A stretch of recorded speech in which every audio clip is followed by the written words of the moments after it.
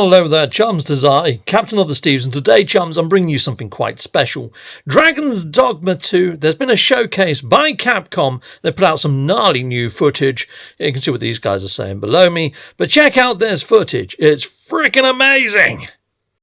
If you want to see the original footage, I'll put a link in the video description. At last! The bell has tolled on the age of the So right from the off, the ambience is being set, the musical tone also set, and the voice acting looks on point. The return of the Sovereign.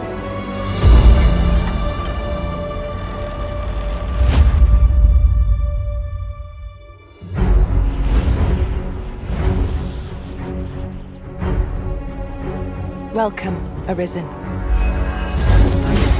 We pawns have long awaited your arrival.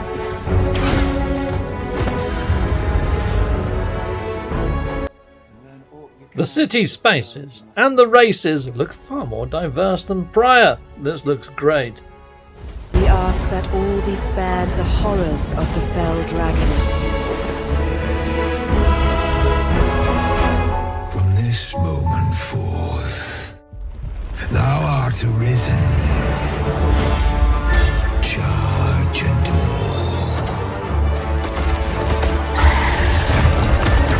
Here's my chance. If you're discovered, yours won't be the only head that rolls. What is your purpose here? When 'twas all but certain that her son would take his father's place, word reached the castle that the Arisen had been found. Pitiable Arisen. Why dost thou fight? Arisen. You need only believe in your own destiny, Arisen. Show me the path thou wouldst walk. Well, there's so much to comment on there. I saw a Medusa, a giant freaking statue come to life, loads of magical abilities. Oh my days! Take my money, people. This looks amazing. True. I would gladly pass all the wisdom I possess into your hands. Oh my days, that suit of armour looks amazing. And we've got a release date, the 22nd of March. That one I'll be booking off work. How was that? We're excited to finally be able to reveal the release date for Dragon's Dogma 2. First, let's go over what you just saw.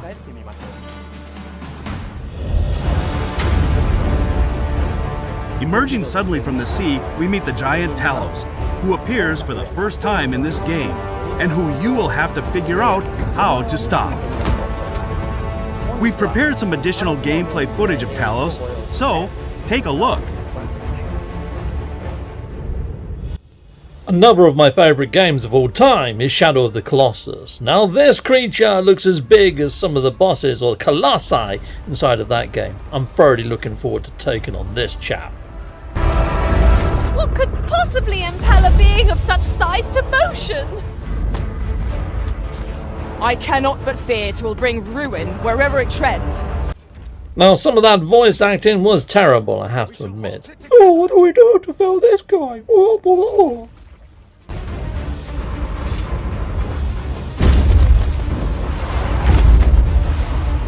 It seems to me there are plenty of places our feet might find purchase on its hulking frame.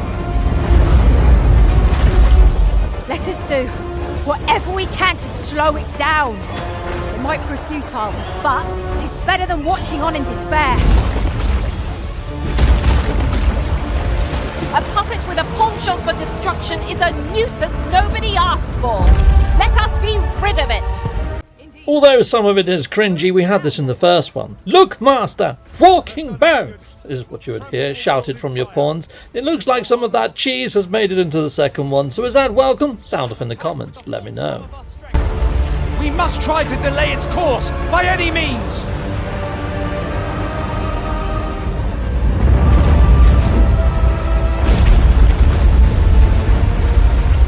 As you can see, you'll be able to enjoy a variety of combat experiences depending on how you choose to tackle each situation. Keep your eyes peeled for more on Talos and its role.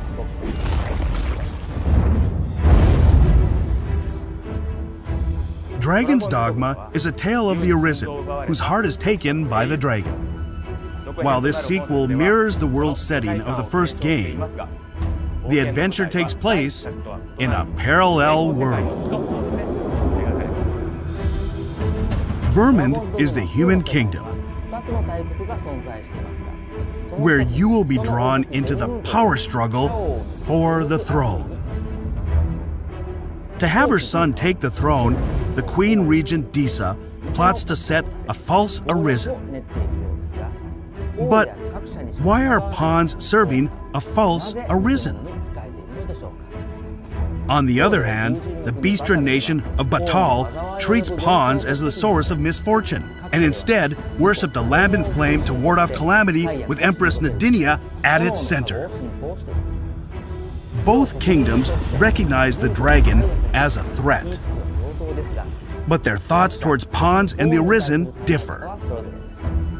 What will happen to the player caught between the beliefs and plots of these two nations?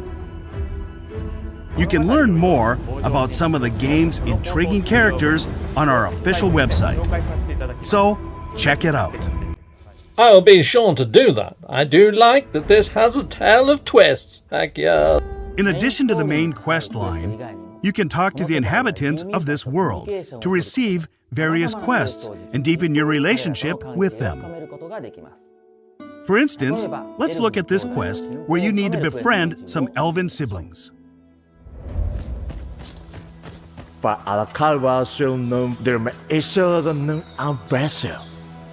Forgive me. You do not speak our tongue, do you? From this moment forth, so long as you remain by my side, I shall interpret for you. Nenwen mor Iwanon. Alcarwa fir nun eldaya menelume sur caril. Martir fa nun fionor. Minas vena eralote. My friend, if e'er I've had need to call upon your aid, 'tis now. I beg of you to join me in my sister's rescue. Master, watch out!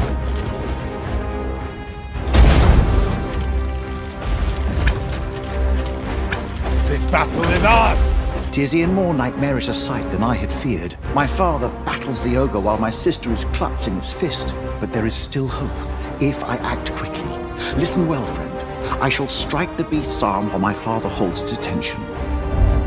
Well, chums, it looks like the combat in this is pretty to the nines, and I do like the fact that there is a new language in here, an elven language nonetheless. In the footage, you can see the Sacred Arbor, which is an elf settlement. The elves there communicate in their own language. And while the Arisen doesn't understand the language of the elves, if there's a pawn nearby who does, they will automatically translate it for you. These specializations that pawns can acquire will make each of them more unique, and hopefully more enjoyable to journey with. I'll see to it your burdens are shared between us pawns. It's not only the pawn's personality that reflects the player. Just like in the first game, the player can freely create the Arisen and the main pawn. However, we've used photogrammetry technology to increase photorealism, while adding a way to simplify the process of creating characters. Selecting images that resemble the kind of look you have in mind provides a more intuitive way to create your ideal character. In Dragon's Dogma 1, my pawn, I made it look like a little red demonette. It looked freaking great. Now, I want to introduce the Trickster, a new vocation that's sure to bring something unique to your gameplay experience. Exclusive to the Arisen, the Trickster is a vocation that wields the censer and uses the smoke it produces to conjure illusions. By confusing the enemy into fighting themselves through illusions, or increasing the power of pawns beyond the normal parameters for a limited period of time, this vocation focuses on support and use of unique strategies. The Trickster is a devious vocation that takes advantage of the enemy's enhanced behavior AI. It's a great fit for players who prefer to step back from the action and manipulate the battle from the sidelines. Next, we have a few additional details to share. Pre-orders for Dragon's Dogma 2 on PlayStation 5, Xbox Series X, Xbox Series S, and Steam start today. In addition to the Standard Edition, a Deluxe Edition will also be available. The Deluxe Edition includes additional items such as a special camping kit, along with other items that will help you prepare for your journey. Pre-orders of the Standard Edition will include bonus weapons for each of the 4 vocations available from the start of the game. And pre-ordering the Deluxe Edition will give you access to all the bonuses of the Standard Edition, plus access to additional accessories that can be equipped in-game. I hope you'll consider pre-ordering. So, what did you think? They say all good things come to those that wait, and yes, this is a very good thing, and I can't wait. I will be pre-ordering this one, probably the Deluxe Edition, because I want that camping set, dang it. Until the release of the game. Before we go, let us show you some footage of the monsters we couldn't cover today. The Drake and the Doulahan, along with the Warrior and Sorcerer vocations, which were also in the first game.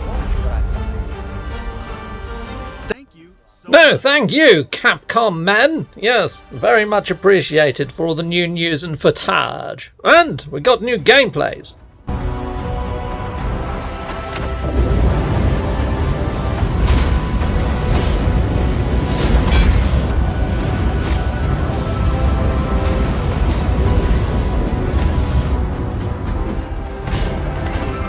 The actual level of detail on the actual creatures and particle effects on the weapons, I have to say, are pretty sublime. The world itself doesn't look a massive improvement in places over the original, but then in other places it looks spectacular. And the combat that you're seeing inside of Knight here against the Headless Knight looks pretty darn phenomenal. So I do like the fact that it's got its day and night cycles, because I enjoyed using sort of vocational moves that lit the areas to stave off evil at night time. So yeah, hopefully that's all back. Brilliant! Thoroughly looking forward to this one, people. Sound off in the comments, let us know what you think. Till next time, goodbye, and goodbye again!